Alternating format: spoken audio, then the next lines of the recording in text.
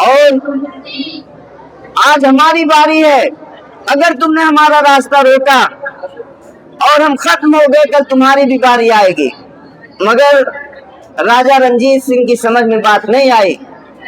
پھر میرے عزیزوں اور بھائیوں، مجاہدین کا ایک قافلہ، مجاہدین کی یہ جماعت راجہ رنجیت سنگھ سے مقابلہ کرتے ہوئے بالا کوٹ کی پہاڑیوں میں انہوں نے جام شہادت نوش کر لیا۔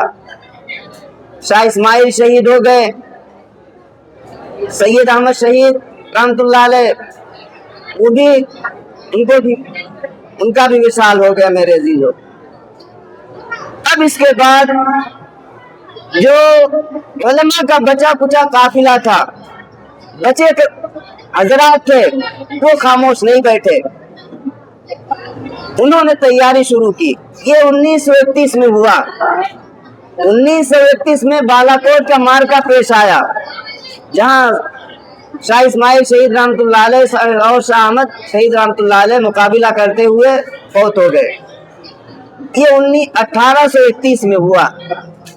پھر جو بچے کچے مجاہدین تھے، انہوں نے تیاری شروع کی، خاموش نہیں بیٹھے میرے عزیزوں، اور تیاری کرتے رہے۔ کئی سال کی تیاری کے بعد 1857 کی تاریخ آ گئی، اور مجاہدین نے تیاری ایسی کی تھی کہ ایک جگہ نہیں، بہت ساری جگہوں پہ محاذ قائم کیا تھا۔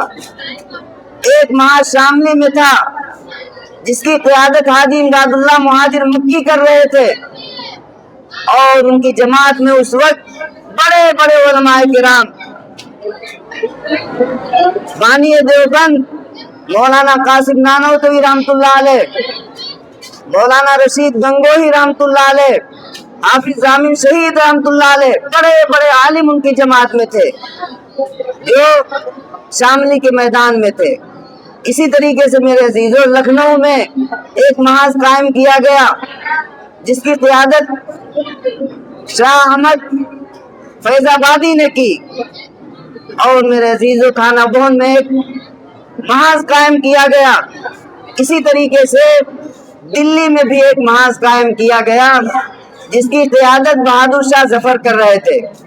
میرے عزیزوں، قصہ مختصر کی لڑائیاں ہوتی رہی ہر جگہ پر، اور کچھ اپنوں کی غداری کی وجہ سے اس موقع پر بھی مسلمانوں کو شکست ہوئی، مسلمان ناکام ہوئے، حافظ ضامن شہید ہو گئے، اور مولانا قاسم نانوتوی رحمت اللہ علیہ زخمی ہو گئے۔ بہت سارے مجاہدین نے جام شہادت نوش کیا۔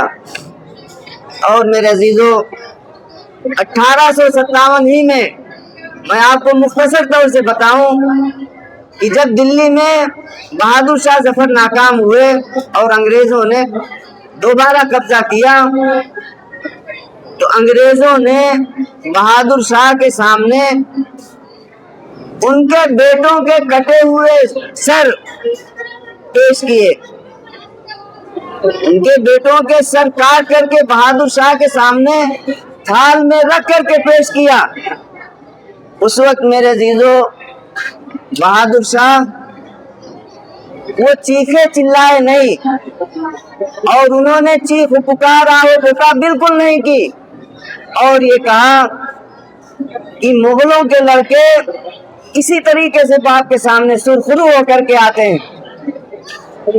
میرے عزیزوں، اس کے بعد انگریزوں نے بہادر شاہ ظفر کو، جو آخری فرمانروا ہے مغلیہ حکومت کے آخری بادشاہ، ان کو رنگون ضلع وطن کر دیا۔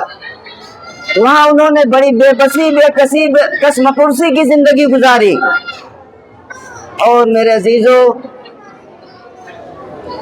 قید خانے کی دیواروں پر انہوں نے اشعار لکھے تھے، ان میں سے ایک شعر ان کا بڑا مشہور ہے: لگتا نہیں ہے دل میرا اجڑے دیار میں، لگتا نہیں ہے دل میرا اجڑے دیار میں، کس کی بنی ہے عالم ناپائیدار میں، کس کی بنی ہے عالم ناپائیدار میں، عمر دراز مانگ کر لائے تھے 4 دن، عمرے دراز مانگ کر لائے تھے 4 دن، 2 آرزو میں کٹ گئے 2 انتظار میں، کہہ دو یہ حسرتوں سے کہیں اور جا بسیں،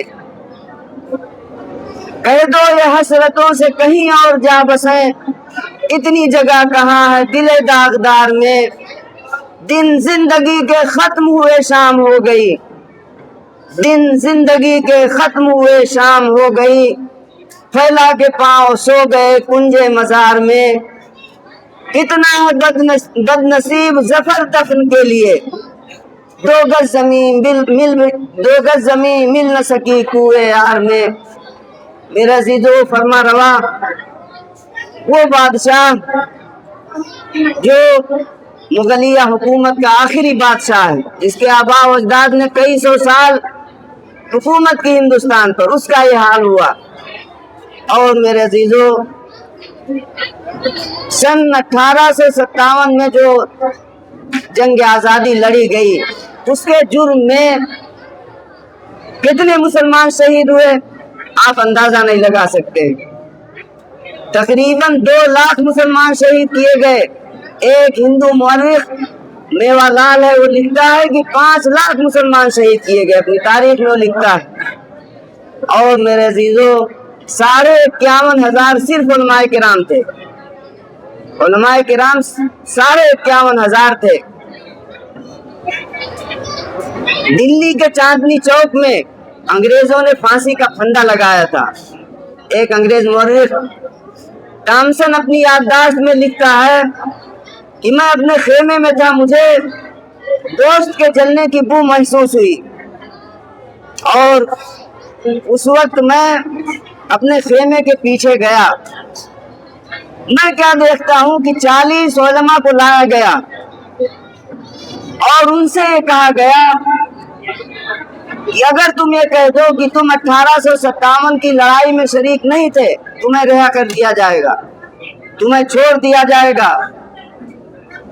میرے عزیزو ٹامسن لکھتا ہے کہ مجھے قسم ہے پیدا کرنے والے کی، 40 کر کے بہت سارے علماء نے جام شہادت نوش کر لیا اور انگاروں میں جلا دیے گئے، مگر کسی نے نہیں کہا کہ میں 1857 کی لڑائی میں شریک نہیں تھا۔ میرے عزیزو ہم نے بڑی قربانیاں دی ہیں، اور ان علماء کرام نے گویا کہ اپنی زبان حال سے یہ کہا، سرفروشی کی تمنا اب ہمارے دل میں ہے، سرفروشی کی تمنا اب ہمارے دل میں ہے، دیکھنا ہے زور کتنا بازوئے قاتل میں ہے، اے شہید ملک و ملت میں تیرے اوپر نثار، اے شہید ملک و ملت میں تیرے اوپر نثار، اب تیری ہمت کا چرچا غیر کی محفل میں ہے، کھینچ کر لائی ہے سب کو قتل ہونے کی امید، کھینچ کر لائی ہے سب کو قتل ہونے کی امید، عاشقوں کا ہاتھ جمگٹ پوچھے قاتل میں ہے، وقت آنے دے بتا دیں گے تجھے اے آسماں، وقت آنے دے بتا دیں گے تجھے اے آسماں، ہم ابھی سے کیا بتائیں کیا ہمارے دل میں ہے۔ میرے عزیزو 1857 کی ناکامی کے بعد علماء کرام خاموش نہیں رہے، اور انہوں نے اپنی کوششیں اندر ہی اندر جاری رکھی۔ پھر اس کے بعد 1866 میں چند علماء کرام نے ایک مدرسے کی بنیاد رکھی۔ اس مدرسے کا مقصد 2 مقصد تھا۔ پہلا مقصد تو یہ تھا کہ اپنے دین اور ایمان کی حفاظت کی جائے، ایسے افراد پیدا کیے جائیں جو دین اور ایمان کی حفاظت کرنے والے بنے، قال اللہ قال رسول کی صدائیں بلند کرنے والے بنے، اور دوسری طرف ایسے افراد تیار کیے جائیں جو انگریزوں سے مقابلہ کریں، جو انگریزوں سے اس ملک کو آزاد کروائیں۔ میرے عزیزوں اور بھائیوں کوشش کرتے رہے، اور اس مدرسے سے ایسے مجاہدین آزادی تیار ہوئے کہ ہم اور آپ تصور نہیں کر سکتے، ہم سوچ نہیں سکتے ہیں۔ میرے عزیزو اسی مدرسے کے پہلے طالب علم شیخ الہند محمود الحسن دیوبندی رحمۃ اللہ علیہ تھے۔ پہلے طالب علم، اور اس کے بعد انہوں نے ایسے افراد تیار کیے جن میں میرے عزیزوں مولانا حسین احمد مدنی رحمۃ اللہ علیہ، امیر شریعت شاہ عطا اللہ شاہ بخاری رحمۃ اللہ علیہ، مولانا حبیب الرحمان لدھیانوی رحمۃ اللہ علیہ، مولانا شبیر احمد عثمانی رحمۃ اللہ علیہ، اور اسی طریقے سے میرے عزیز سینکڑوں ایسے طلبہ تیار ہوئے جنہوں نے ایسے کارنامے انجام دیے جنگ آزادی کے لیے کہ ہم اور آپ سوچ نہیں سکتے۔ میرے عزیزوں، جنگ آزادی کی یہ داستان بڑی ہی دردناک ہے۔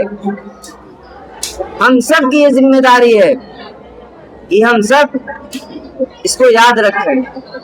کم سے کم ہم کسی کا جواب تو دے سکتے ہیں۔ اگر کوئی پوچھے تم نے آزادی میں کیا کیا، تو ہم اپنے اسلاف کی قربانیاں پیش کر سکتے ہیں۔ تازہ خواہی داشتن گردہ گہائے سینہ را، تازہ خواہی داشتن گردہ گہائے سینہ را، گاہے گاہے باز خواہی قصے پارینہ را، وآخر دعوانا الحمدللہ رب العالمین۔